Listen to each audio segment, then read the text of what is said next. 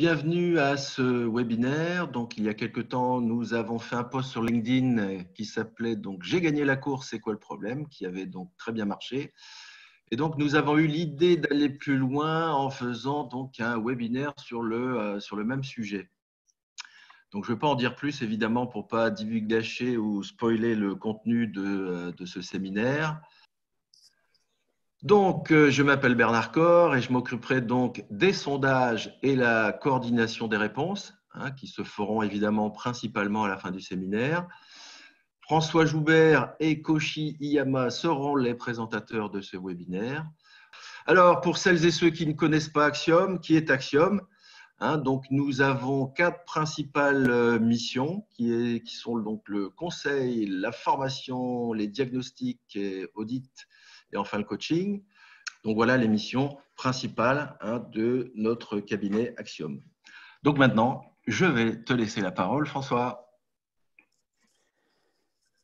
Bonjour à toutes et à tous et merci d'être là ce matin. Donc, on va rentrer maintenant dans le vif du sujet de ce webinaire.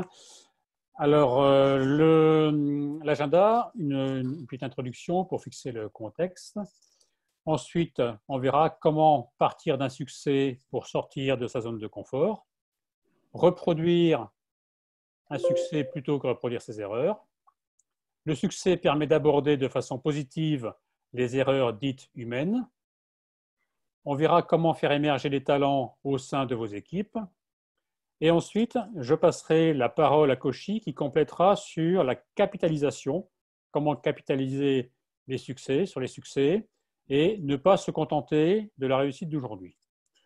Donc, en tout, ce webinaire devrait durer une trentaine de minutes et on aura ensuite du temps pour des questions et des échanges. Alors, en introduction, le contexte. Bernard vous l'a dit, on a fait un post sur voilà, j'ai gagné la course, c'est quoi le problème? Et donc, l'idée de ce post m'est réellement venue après une régate. Alors, pour ceux qui ne connaissent pas, une régate, c'est un ensemble de courses qui se déroulent sur une journée, un week-end, une semaine. Donc, on va faire 3, 4, 5, 10 courses. Et le résultat de ces courses constituera, bien sûr, le résultat final. Donc, sur un week-end, l'année passée, eh bien, avec l'équipage, on a enchaîné les succès, enchaîné les victoires sur plusieurs courses. Et on va dire avec un sentiment de facilité. Alors, on aurait pu s'arrêter là, aller prendre notre coupe, partager un verre avec les autres équipages. Puis en fait, le soir, je me suis quand même posé la question, qu'est-ce qui a fait qu'on a justement enchaîné ces victoires? Bien sûr, ce n'est pas la première fois qu'on gagne. Ce n'est pas complètement un hasard. On s'entraîne, on est passionné, même si ça reste à un petit niveau très, très régional ou local. Mais pourquoi on a eu un peu de variabilité là? Qu'est-ce qui s'est passé? Est-ce qu'il manquait des concurrents dangereux? Est-ce que ces concurrents ont eu des problèmes techniques? Est-ce qu'on a eu un gros coup de bol? Voilà. Donc là, ça m'a fait réfléchir. Et justement, comment est-ce qu'on peut exploiter et capitaliser là-dessus? Alors évidemment, à chaque fois qu'on fait des courses, on fait un petit débriefing. Mais en y repensant, j'ai remarqué 2 choses importantes. Lorsqu'on gagne, les échanges sont relativement courts, plus courts que lorsqu'on perd. On gagne la course, donc on est premier, on passe la ligne, on se met à proximité de la ligne, on regarde les concurrents qui arrivent derrière nous, et puis on discute, on échange sur ce qui a été plutôt bien fait, ce qu'on a réussi, mais on ne parle pas trop de ce qu'on aurait pu faire de façon différente. Et deuxième point important, c'est qu'on parle facilement de nos erreurs. On a gagné, mais voilà, là j'ai viré un peu long à la bouée sous le vent. Sur l'envoi du SPI, j'ai perdu un peu de temps, on aurait pu aller plus vite, j'aurais pu anticiper mon envoi de SPI. Sur le départ, j'aurais pu me coller plus sur le bateau comité pour gagner encore 10 mètres. Donc on parle assez facilement de nos erreurs. Alors bien sûr, dans les entreprises, on fait des retours d'expérience, on organise des retours d'expérience dans certaines entreprises, on appelle ça les REX ou les RETEX, mais moi, ce que j'ai vu, c'est essentiellement sur des gros projets de développement, nouveaux produits, nouveaux process, on installe une nouvelle machine, une nouvelle ligne de production, mais assez rarement au niveau des équipes, au niveau des départements. Alors, on fait nos animations de la performance, top 5, top 10, etc., mais on est plus sur le traitement des écarts par rapport à un objectif que sur capitaliser sur des retours d'expérience gagnants. Alors pourquoi est-ce qu'on ne systématise pas ces retours d'expérience comme on va systématiser la résolution de problèmes? Donc là, quels sont les avantages aussi de ces retours d'expérience gagnantes par rapport à la résolution de problèmes? Et c'est ce deuxième point qu'on va développer aujourd'hui. Quels sont les avantages des retours d'expérience gagnantes? Donc là, on va vous proposer un premier sondage, Bernard. Tout à fait. Alors, je vais lancer le sondage. Alors, premier sondage. Dans votre entreprise, combien de fois avez-vous participé à un groupe de travail, retour d'expérience, donc l'année dernière, en 2019? Très bien, nous allons partager les résultats. Donc, les résultats, à 38%, donc jamais, 25% une fois, et donc 38% entre 2 et 5 fois, et donc 0% plus de 5 fois. Très bien, merci pour vos réponses. Donc, on voit que c'est relativement partagé, mais c'est bien, on voit que des entreprises, parmi vous, il y a des gens qui systématisent, qui font des retours d'expérience gagnantes. Donc, très bien, merci. Alors, quelles sont les différences entre ces retours d'expérience gagnants et la résolution de problèmes? D'abord, sur le processus. En fait, les processus sont très proches, sont relativement similaires. Quand on fait une résolution de problème, c'est quoi? C'est résoudre un écart par rapport à un objectif. Une amélioration ou un retour d'expérience, eh bien, c'est j'ai atteint mon objectif, j'ai atteint ma cible, mais ça ne me satisfait pas. Je veux aller plus loin, je me fixe un nouveau challenge. Donc, quelque part, c'est un problème que l'on se crée. Donc, le processus va être le même. On peut utiliser les mêmes supports, la même méthodologie. On va travailler en équipe. On dit toujours que résolution de problème, ça se fait en équipe. Et là, c'est la même chose, on le fera en équipe. Et on va suivre une logique de type PDCA. Où ça va changer, c'est dans l'état d'esprit. On va le faire dans un état d'esprit différent. Quand je suis en résolution de problème, on a souvent un sentiment d'échec, puisqu'on n'est pas à l'objectif, quelquefois de culpabilité, et on a souvent un stress négatif. En retour d'expérience gagnant, j'ai un esprit positif, je viens de gagner, esprit de conquête, de challenge. Donc, on sera dans un état d'esprit totalement différent, ce qui va influencer notre comportement et influencer les décisions que l'on va prendre. Et enfin, sur une résolution de problème, on a souvent un objectif, c'est d'atteindre notre cible. Dans le retour d'expérience, on peut s'en fixer deux. Déjà, consolider et capitaliser ces résultats. J'ai un produit qui fonctionne, et bien je continue à faire en sorte qu'il fonctionne. J'ai gagné les courses, et bien je vais essayer de reproduire ces résultats. Ou alors, je me fixe ou je me fixe une nouvelle cible. J'ai gagné, j'ai gagné, mais c'était un peu juste. Eh bien, je veux me ménager une longueur d'avance pour être encore plus à l'aise dans mes courses.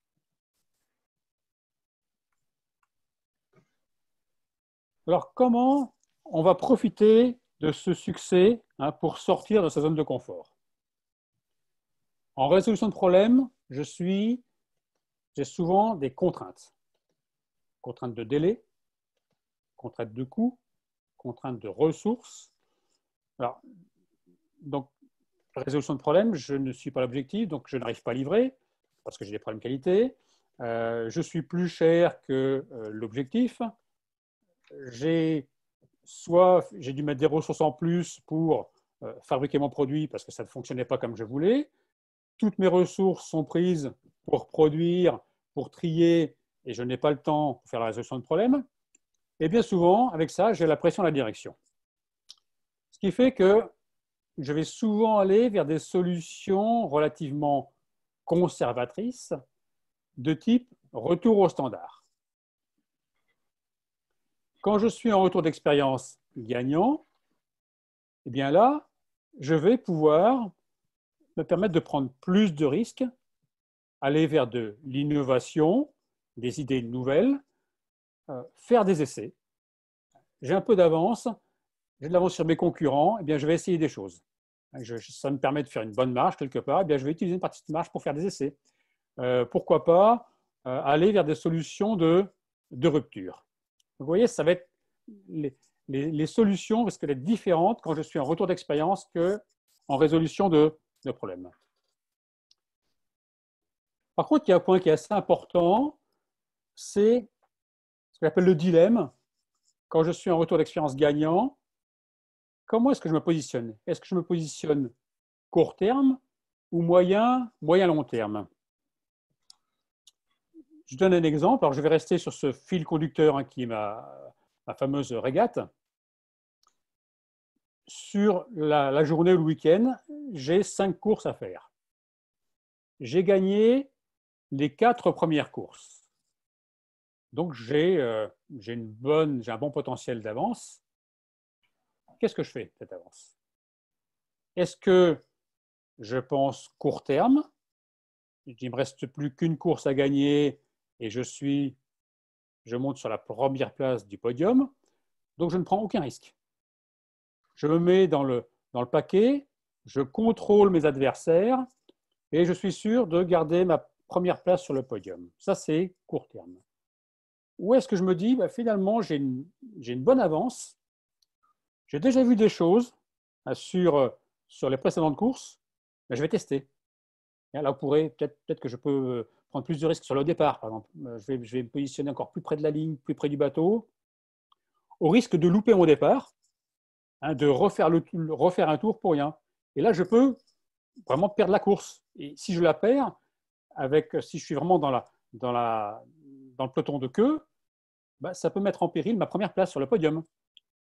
Mais par contre, j'aurais peut-être appris pour les prochaines courses. Donc, on va avoir ce dilemme. Quand on est gagnant, est-ce que je me positionne sur long terme ou court terme? Dans l'entreprise, c'est pareil. J'ai un produit qui fonctionne bien. Je suis plutôt meilleur que mes concurrents. Mais est-ce que j'essaye de rester comme ça le plus longtemps possible, au risque de me faire rattraper, parce que mes concurrents voient ce que je fais et vont essayer de me rattraper? Ou est-ce que je me dis, finalement, cette avance, eh bien, j'en profite et je fais évoluer mon produit? En tant que consommateur, on a tous des exemples d'un produit qui fonctionne bien, et puis l'entreprise, le vendeur, l'entreprise le fait évoluer, et puis en tant que consommateur, on se dit finalement, c'était mieux avant. En fait, l'entreprise a pris le risque de le faire évoluer avant de se faire rattraper par ses concurrents.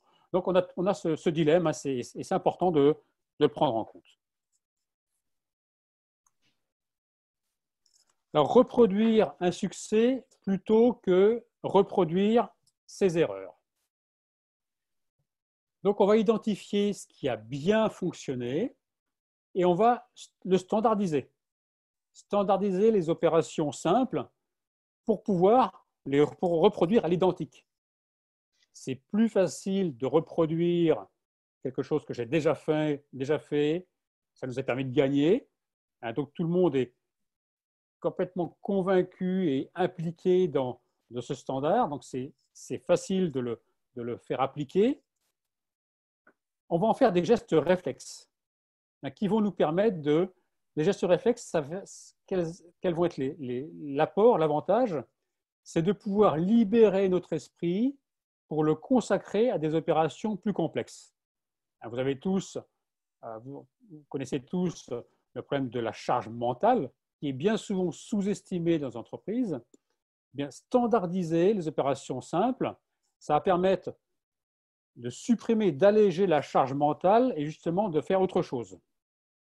Ici, on a l'exemple, l'équipage maîtrise parfaitement ses manœuvres, chacun sait ce qu'il doit faire, on n'a pas besoin de se parler, mais comme les actions sont devenues réflexes, je passe la bouée, eh bien, je dois choquer mes voiles, je dois tirer sur la barre, et ça devient un réflexe. Eh bien, l'équipage en fait, va consacrer son énergie à observer ce qui se passe sur le plan d'eau.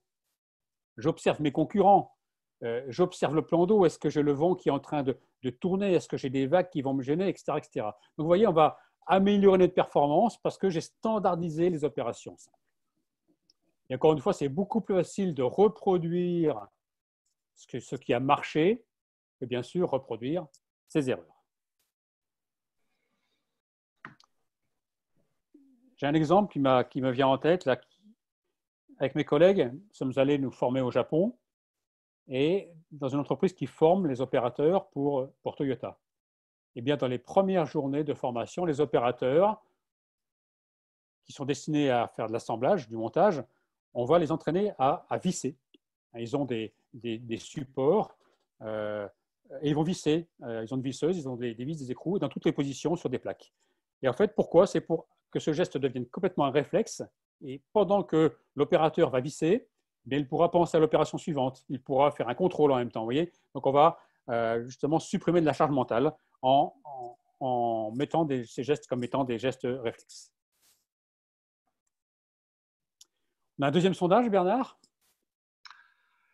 Bien sûr. Alors, le deuxième sondage. Dans votre entreprise, existe-t-il un processus formalisé de partage des bonnes pratiques? Je vais partager les résultats. Donc, oui à 86% et non à 14%.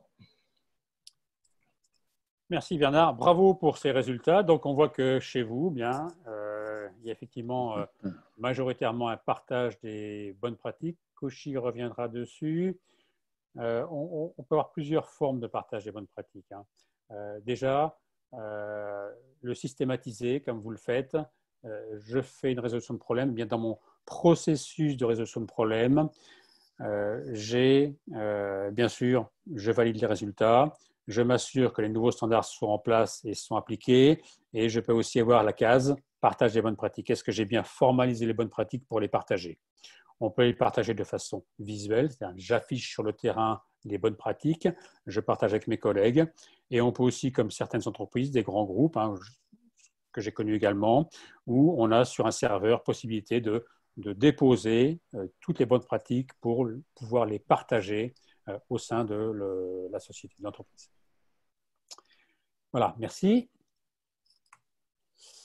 Le succès permet d'aborder de façon positive les erreurs dites humaines. Alors, quand je suis en résolution de problèmes, les erreurs humaines, eh bien, quelquefois, elles sont masquées. On ne va pas les voir, on ne va pas les détecter. Souvent, quand on fait un diagramme d'Ishikawa, la branche main-d'œuvre est relativement pauvre. Donc, les erreurs peuvent être masquées. Elles peuvent être ignorées. Alors, pourquoi ignorer? On peut les ignorer de façon volontaire. C'est tabou de dire qu'il y a une erreur humaine. Quelqu'un qui est en écart par rapport au standard, n'a pas respecté la façon de faire, n'a pas respecté les gestes, etc. Donc, c'est tabou, on n'en parle pas. Et donc, il n'y a pas de recherche de cause racine sur le processus.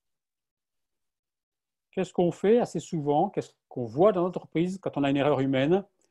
Eh bien, on met des solutions totalement inefficaces de type rappel des consignes. Vous avez certainement tous l'expérience de voir dans un atelier rappel, suite à erreur, nous vous rappelons de bien respecter le mode opératoire. Ce que j'ai mis en bas, un rappel, faites attention à bien faire attention. comme si les personnes avaient fait exprès de faire une erreur. Donc, erreur humaine, on doit aller beaucoup plus loin que de dire, voilà, je fais un rappel des consignes. Il faut aller chercher sur le processus, qu'est-ce qui a pu amener à faire une erreur. Si une personne a fait une erreur, potentiellement une autre pourra la refaire. Donc, il faut aller beaucoup plus loin que de dire, on rappelle les consignes.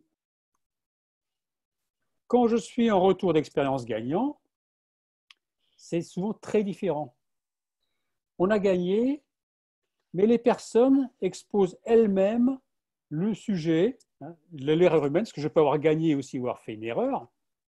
Là, j'ai viré trop tard. Qu'est-ce que je vais faire? Je vais décaler de 3 cm mes repères sur le bateau. Donc, les personnes vont souvent exposer elles-mêmes le sujet et vont chercher et proposer, souvent assez spontanément, les solutions, les bonnes solutions pour améliorer le processus. J'ai perdu du temps sur l'envoi du SPI. Eh bien, la prochaine fois, qu'est-ce qu'on peut faire? Tiens, je te propose, toi qui es à la barre, de m'avertir 5 minutes avant, on se met un top, on se met un repère.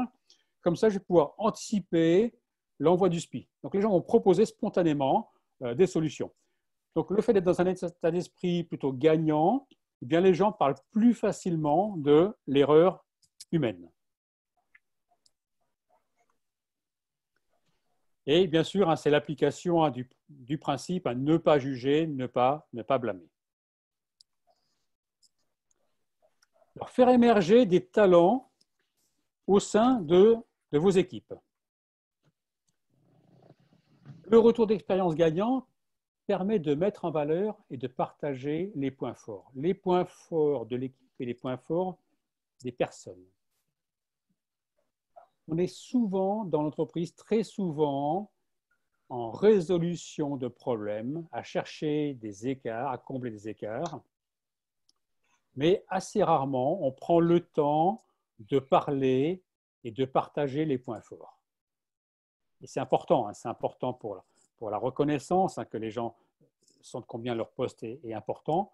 Combien de fois dans l'entreprise, on parle ouvertement des points forts des personnes et de l'équipe. Le retour d'expérience gagnant, eh bien, c'est aussi une occasion d'oser faire les choses différemment. Différemment, ça veut dire quoi? Ça veut dire différemment par rapport aux habitudes de l'équipe, habitudes de l'entreprise. J'ai gagné, donc je peux oser prendre des risques, d'accord? Et simplement des risques qu'on va avancer. Et aussi différemment par rapport à vos idées en tant que manager.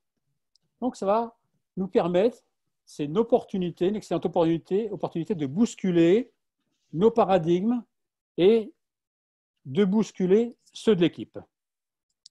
Je vais vous raconter une anecdote, toujours dans mes fameuses régates. Il y a quelques temps, j'ai mon équipage habituel, et là, j'avais un équipier qui n'était pas disponible. Donc, je cherche quelqu'un, je vais à la bourse des équipiers, affiché au club, et je vois une jeune fille qui se proposait de faire équipière. Je l'appelle, elle avait une bonne expérience, jeune fille, relativement jeune, mais née au Sable d'Olonne, donc elle a appris à faire du bateau en même temps qu'elle a appris à marcher. On part un peu en avance, que je lui explique un petit peu les différentes positions des drisses, des taquets, des écoutes pour qu'elle se repère avant de partir. On fait quelques manœuvres, quelques essais. Et puis, au moment de rentrer le SPI, donc elle avait pris la place de numéro 1 sur la plage avant, je lui dis, Caroline, tu es à l'aise pour rentrer le SPI? Elle me dit, oui, pas de souci. Hop, on fait la manœuvre et elle fait totalement différemment de ce que je fais habituellement. Et en fait, je m'aperçois que c'est beaucoup plus simple, c'est beaucoup plus rapide. Alors, moi, je fais ça depuis plus de 40 ans. Je suis curieux, je fais des stages, je lis beaucoup de livres. Mais voilà, elle avait appris dans son club à faire des choses différentes. Et donc là, j'ai vu qu'on pouvait faire différemment. Donc là, ça m'a interpellé et j'ai trouvé intéressant de prendre quelqu'un d'autre, justement, pour pouvoir apprendre. Et ça a complètement changé mes paradigmes. Imaginez si je lui avais imposé de faire strictement les mêmes manœuvres que je fais habituellement. Eh bien, on se serait passé de cette amélioration. Donc, quand on est suffisamment à l'aise, qu'on est justement dans un contexte gagnant, ce qui était le cas, eh bien, on peut se permettre de prendre des risques et justement de s'améliorer. Alors, est-ce que vous pensez qu'on peut faire émerger des talents sans valoriser les points forts des personnes, hein, sans leur permettre de montrer de la créativité, hein? Bien sûr que non. Alors, si vous valorisez la personne, parce que là, bien sûr, hein, c'était bravo, Caroline, eh bien, elle aura envie de faire d'autres propositions. Alors que si vous mettez les gens dans un cadre, eh bien, vous aurez très peu de propositions et vous allez rester bloqué sur vos paradigmes. Donc, c'est une très bonne opportunité, hein, les succès, pour pouvoir justement voir des choses et tester des choses nouvelles. Alors, je vais maintenant laisser la parole à Koshi qui va compléter sur la capitalisation et le partage des bonnes pratiques. Ok. Bonjour à tous, je m'appelle Koshi Iyama. Je profite des expériences et ces analyses de François pour vous présenter deux sujets complémentaires.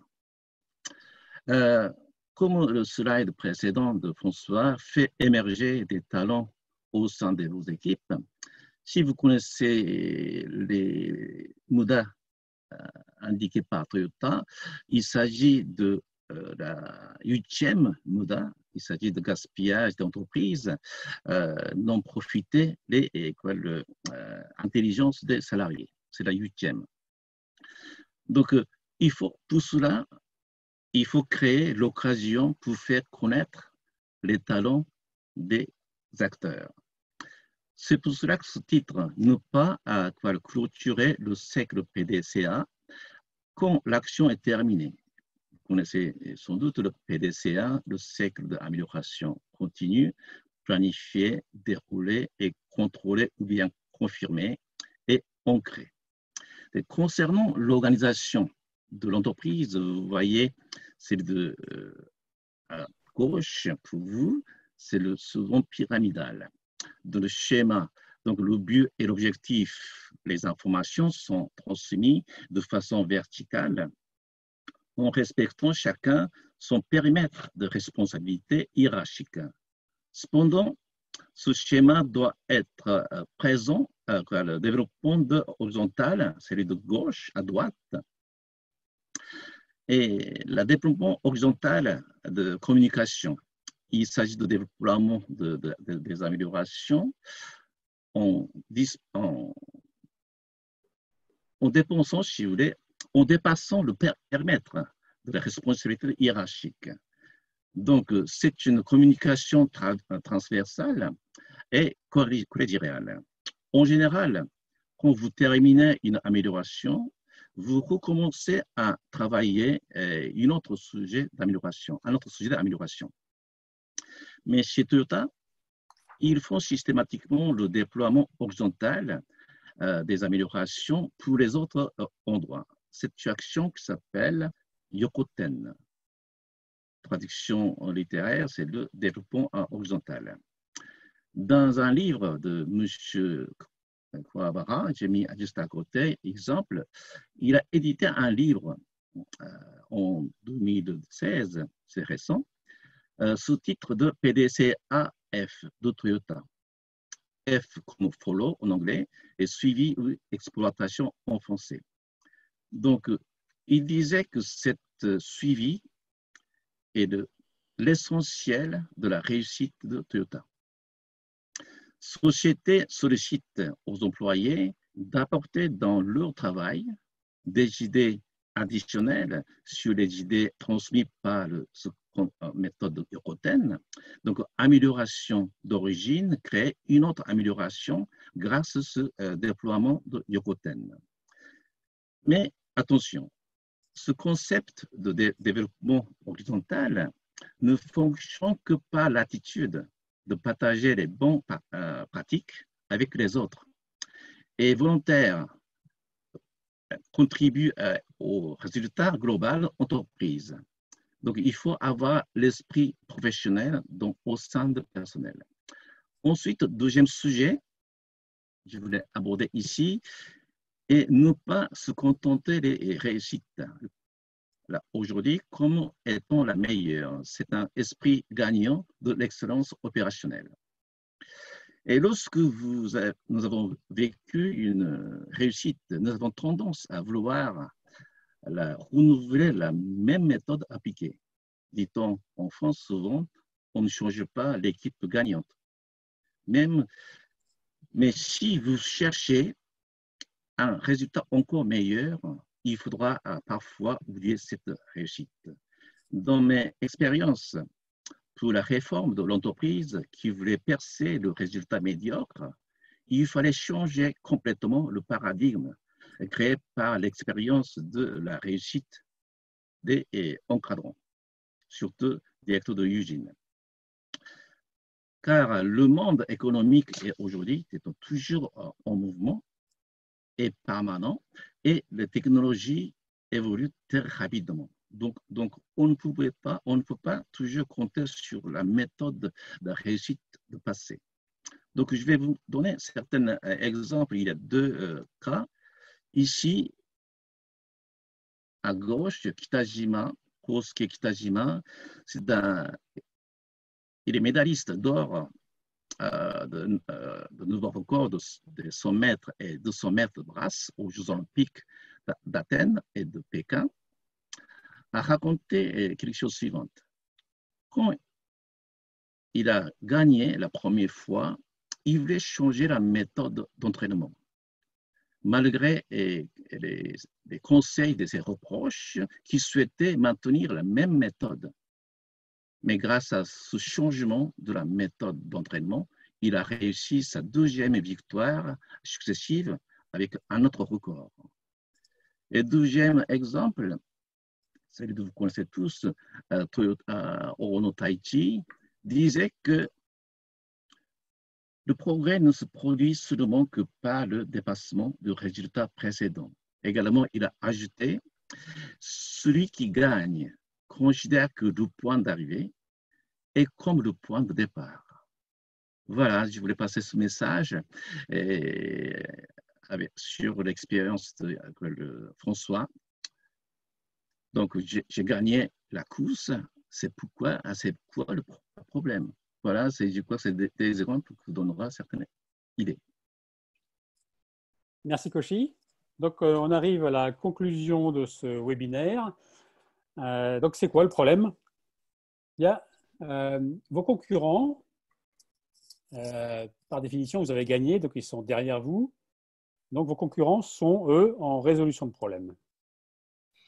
Vous êtes là, vous avez atteint votre cible, et vous allez faire votre retour d'expérience gagnant, et vous allez vous positionner à un nouveau challenge, nouvelle cible. Ma nouvelle cible, moi, c'est de systématiser les courses gagnantes, les résultats, avoir beaucoup moins de variabilité et avoir un petit ménager, un matelas confortable pour justement assurer peut-être j'ai un aléa, j'ai un petit problème, eh bien je conforte mon avance. Si vous ne faites pas ça, alors déjà vous voyez que entre vos concurrents et vous, pour atteindre cette nouvelle cible, il y a beaucoup moins de chemin à faire. Vous avez ça, eux, ils ont tout ça à faire. D'accord? Si vous ne faites rien, qu'est-ce qui va se passer? Bien, vos concurrents, évidemment, vont vous rattraper. Donc voilà, si vous ne faites rien, vos concurrents vont le faire. Eh bien, est-ce que vous voulez être lièvre ou tortue? Voilà, moi j'ai terminé pour cette partie présentation du webinaire. Et maintenant, on a un sondage avant de vous laisser la parole pour les questions-réponses. Bernard, à toi pour le sondage. Alors, troisième sondage. Donc, à la suite de ce webinaire, combien d'actions souhaiteriez-vous déployer dans votre entreprise, département? Aucune, ou une ou deux, ou bien plus de deux? Donc, je vais partager les résultats. Donc, voilà les résultats. Écoutez, égalité parfaite entre les deuxième et troisième réponses. Donc, 0% aucune, 50% entre une et deux, et 50% plus de deux. Merci beaucoup. Donc, c'est un peu l'idée de ces webinaires, de vous donner justement envie de faire des choses. Donc, merci pour ces retours. Je crois qu'on a un deuxième sondage aussi, Bernard, là. Alors, dernier sondage, où placeriez-vous ce webinaire sur le podium? Vous avez vu qu'on fait une analogie avec le sport, donc soit médaille d'or, soit médaille d'argent, soit médaille de bronze, ou malheureusement au pied du podium. Je vais mettre fin au sondage, donc je vais partager les résultats. Donc à 60% médaille d'or et 40% médaille d'argent. Merci pour vos retours. On n'a pas totalement terminé puisqu'on va passer sur les questions-réponses. Donc Bernard va animer la partie questions-réponses s'il y a des questions. Pour de plus amples renseignements, évidemment, vous pouvez consulter nos 2 sites web, donc Axiom Performance ou l'University qui est plus orienté formation. Vous pouvez aussi voir notre chaîne YouTube l'University où là, vous pouvez visionner des vidéos de démos de jeux, des serious games faits par Zimprove, des replays de conférences et aussi de webinaires. Okay. Vous pouvez aussi nous voir sur LinkedIn. N'hésitez pas à vous abonner à Axiom Performance. Et donc, dans une semaine, à peu près, vous recevrez un mail avec le lien justement pour revoir ce webinaire. Voilà. Alors, nous avons une question. Donc, merci pour cette présentation. Avez-vous des exemples de compagnies qui, suite à un retour gagnant d'expérience, ont mis leur compagnie à risque? Si oui, quelle est la suite logique? Revenir au modèle précédent? Voilà. Merci pour cette question. Un exemple, je peux donner chez Canon. On a mis en place, autrefois, vous connaissez tous, assemblage et photocopieur, on faisait en îlot. Et puis, on a mis en convoyeur. Donc, la productivité a augmenté énormément. Mais au bout de 20 ans, on a mis en cause la utilité de convoyeur. Donc, aujourd'hui, on est revenu à une méthode sans convoyeur, c'est-à-dire on travaille en îlot, mais la productivité est meilleure. Donc, toujours en mettant en cause, si vous voulez, la méthode ancienne et nouvelle, et puis revient ancien, mais c'est différemment. Donc, aujourd'hui, il n'y a plus de convoyeur, il y a beaucoup moins de stockage vertical. Ils sont tous stockés à même niveau. Ainsi, on revient à la méthode ancienne, mais par contre, la vitesse est différente. Voilà. Alors, pendant que Koshi parlait, oui, effectivement, il m'est revenu l'idée d'entreprises qui avaient à un moment donné pris des risques et qui ont fait marche arrière. Alors, ce n'est pas allé jusqu'à mettre en péril l'entreprise, mais au moins le département ou un produit, où effectivement on avait sur un produit existant, on avait voulu innover dans le process, mais encore une fois, comme je dis toujours, on a appris quelque chose. Voilà. Si ça avait marché, tant mieux, on aurait pu gagner beaucoup. Ça n'a pas marché, mais j'ai appris quelque chose. J'ai appris que ça ne marchait pas. Et en fait, ça nous a imposé de repartir d'une feuille blanche. Et le nouveau process qu'on a mis en place était beaucoup plus performant que celui qui était le précédent. Alors, je ne parle pas de celui qui n'a pas fonctionné, mais encore celui qui était avant. Vous voyez, on a appris quelque chose, on a toujours appris quelque chose. Et il faut se positionner comme ça, dans l'idée que, voilà, j'ai essayé quelque chose, ça ne marche pas, eh bien, j'ai appris quelque chose. Mais ça, encore une fois, on peut le faire parce qu'on a de l'avance. C'est beaucoup plus compliqué de prendre ce genre de risque. J'investis, c'est beaucoup plus compliqué lorsqu'on est déjà en retard par rapport à ses concurrents. Je pense que ceux qui connaissent Apple connaissent les débuts. Ils ont pris aussi des risques énormes. Ils ont une usine complète d'assemblage qui n'a quasiment jamais servi. Et après, on voit le succès que ça a eu 10 ans plus tard. Mais à un moment donné, ils ont pris des risques importants. Sur le court terme, ça coûtait extrêmement cher. Mais ils ont appris beaucoup et maintenant, on voit le succès. Mais en tout cas, dans mon expérience, c'est rare de revenir en arrière. Et parce qu'avant de lancer un projet, on réfléchit énormément. Et donc, la phase de préparation est très intense. Et souvent, ça arrive, on est arrivé au bout de déjà projet, les gens ont déjà pensé à investir sur l'informatique. Et puis derrière, il faut revenir en arrière parce que ça ne marche pas, ça arrive. Mais dans l'expérience, je n'ai jamais eu, si vous voulez, ce qu'on a décidé de revenir en arrière.